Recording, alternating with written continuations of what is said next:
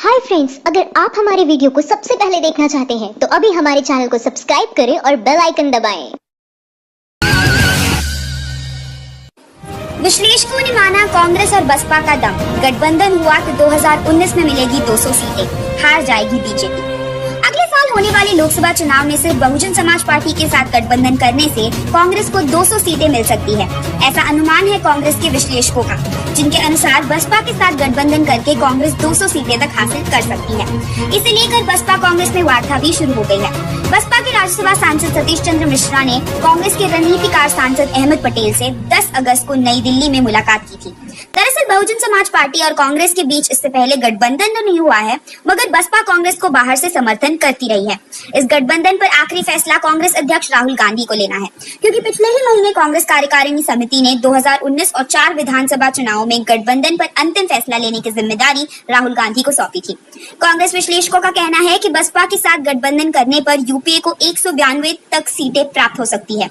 कांग्रेस का कहना है, अगर हम बसपा और अन्य पार्टियां जो 2014 में यूपीए का हिस्सा नहीं थी उन्हें गठबंधन में साथ लेते हैं तो सीटों की संख्या और भी बढ़ सकती है। गौरतलब है कि बहुजन समाज पार्टी की 8 से 9 राज्यों में अच्छी पकड़ है। इस पर बसपा प्रवक्ता कहते हैं कि इसमें कोई शक नहीं है, बसपा की पूरे देश में पहुंच है और हमारी नेता मायावती जी पहले ही कह चुकी है, अगर पार्टी सम्मानजनक सीटें दी जाती है तो हम पार्टी के साथ गठबंधन करेंगे।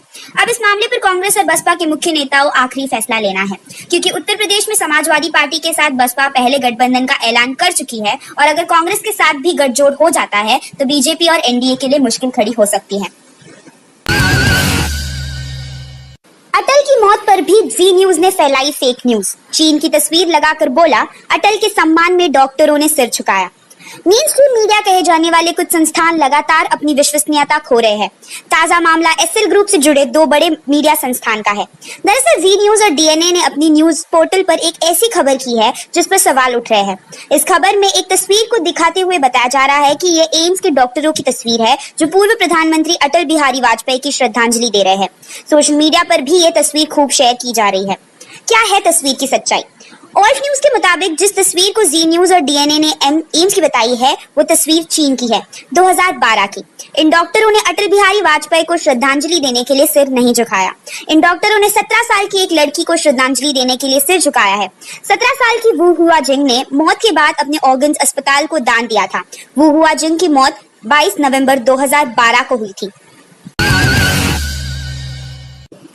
सीमा सुरक्षा में नाकाम मोदी सरकार, विदेश सचिव ने माना, डोकलाम में चीनी सैनिकों की मौजूदगी और निर्माण। मोदी सरकार पर लगातार ये आरोप लग रहा है कि वो सीमा विवाद को चीन के साथ सुलझाने में नाकाम रही है। साथ ही 56 इंच की छाती वाली सरकार चीनी सैनिकों को घुसपैठ से भी रोक नहीं पा रही है। बात अब देश के विदेश सचिव ने भी मान ली है। डोकलाम इस समय चीन और भारत के बीच तनाव का कारण बना हुआ है। अभी 2 महीने भी नहीं बीते हैं जब भारत और चीन ने घोषणा की थी कि डोकलाम पठार को लेकर बनी विवादित स्थिति खत्म हो गई है। यहाँ से दोनों ही देशों के सैनिक अब मौजूद नहीं है। द इंडियन एक्सप्रेस के मुताबिक विदेश मामलों की संसदीय समिति के सामने विदेश सचिव विजय गोखले ने खुद माना है कि डोकलाम में चीनी सैनिकों की मौजूदगी से इनकार नहीं किया जा सकता।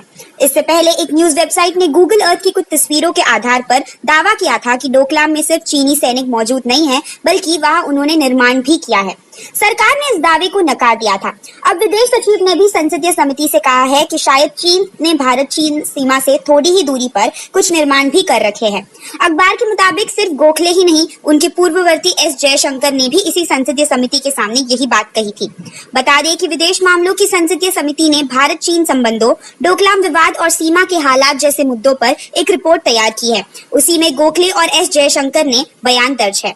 उनके अलावा इसमें पूर्व रक्षा सचिव संजय मित्रा और पूर्व सेना प्रमुख जनरल दीपक कपूर के बयान भी है।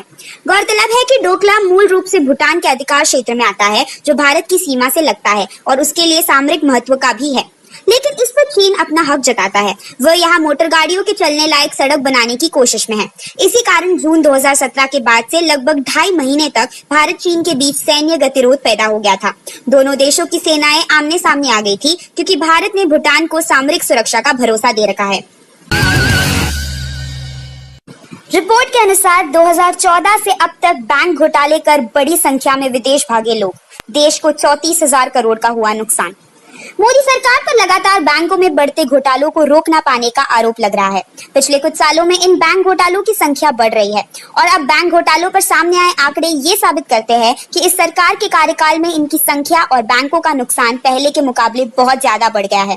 20 जुलाई 2018 को संसद में एक सवाल के जवाब में वित्तीय राज्य मंत्री शिव प्रताप शुक्ल ने बताया कि 2014 से 2018 तक बैंक घोटालों में 34,000 करोड़ रुपए का नुकसान हो चुका है।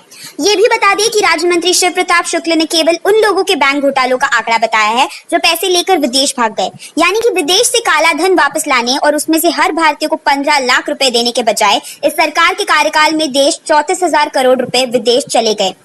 राज्य मंत्री ने जवाब देते हुए बताया कि 2014 में बैंक घोटाले से 4,800 करोड़ रुपए का नुकसान हुआ था। वहीं 2015 और 2016 में ये नुकसान मिलाकर 9,000 करोड़ रुपए रहा। इसमें ज्यादातर विदेश भागे शराब कारोबारी विजय मल्ल्या के लोन का हिस्सा है। 2017 में बैंकों को घोटाले के कारण 6,200 करोड़ रुपए का नुकसान हुआ और 2018 में ये नुकसान 2017 के मुकाबले दोगुने से ज्यादा होकर 14,000 करोड़ रुपए पर चला गया। इसमें ज्यादातर हिस्सा हीरा कारोबारी नीरव मोदी और मेहुल चोकसी का था। बता दें कि पीएनबी बैंक में 13,000 करोड़ रुपए का घोटाला सामने आया है। इस घोटाले में आरोपी हीरा कारोबारी नीरव मोदी और उनके मामा मेहुल चोकसी है।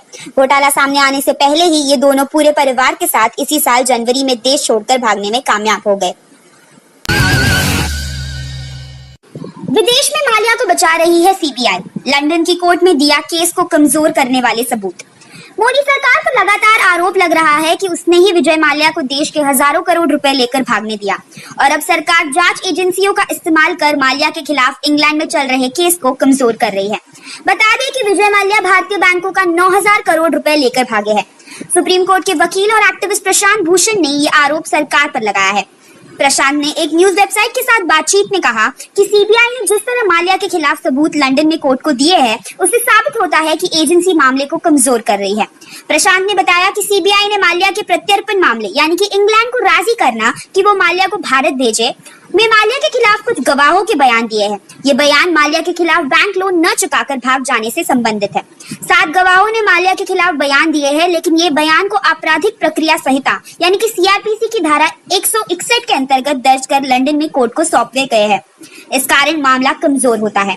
प्रशांत कहते हैं कि कानून का कोई भी जानकार ये बता सकता है कि इस तरह के मामले में बयान सीआरपीसी की धारा 161 के तहत नहीं बल्कि सीआरपीसी की धारा 164 के तहत दर्ज होने चाहिए, क्योंकि सीआरपीसी की धारा 161 के तहत बयानों को सबूत के तौर पर नहीं माना जाता है। अदालती मामले की शुरुआत में इस धारा के अंतर्गत बयानों को आरोप लगाने के लिए माना जाता है, लेकिन बाद की कार्रवाई के लिए सीआरपीसी की धारा 164 के तहत बयान दर्ज होने चाहिए। दरअसल सीआरपीसी की धारा 164 के तहत दर्ज बयानों में गवाह शपथ लेता है, इसलिए इन बयानों को कोर्ट के कटघरे में दिए गए बयान जितनी महत्वता दी जाती है। वहीं सीआरपीसी की धारा 161 के तहत गवाह शपथ नहीं लेता है, इसलिए उसे बाद में कोर्ट जाना अनिवार्य है। अब जबकि मामला इंग्लैंड में है तो ये आसान नहीं होगा कि उन गवाहों को वहाँ भेजा जाए। इस कारण लंदन की कोर्ट में सीबीआई का पक्ष कमजोर हुआ है। Thank you for watching our video. अगर आपको हमारी वीडियो पसंद आई हो तो इसे लाइक जरूर करें और हमारे चैनल को सब्सक्राइब करना ना भूलें।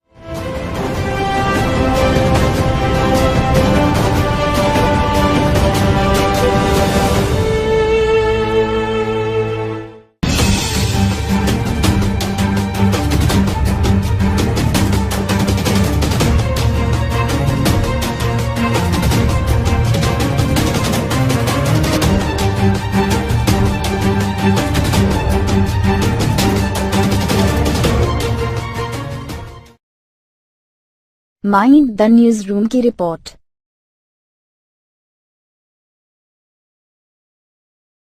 उम्मीद करते हैं आपको ये वीडियो जरूर पसंद आया होगा।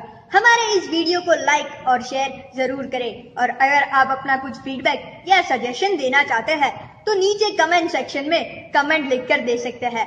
अगर आपने अभी तक हमारे चैनल माइंड द न्यूज को सब्सक्राइब नहीं किया है तो प्लीज अभी सब्सक्राइब करें और बेल आइकन भी दबाएं ताकि आपको हमारे नए वीडियोस के बारे में सबसे पहले पता चल सके। तो देश दुनिया की सनसनीखेज और मजेदार खबरों के लिए देखते रहे माइंड द न्यूज। नमस्कार।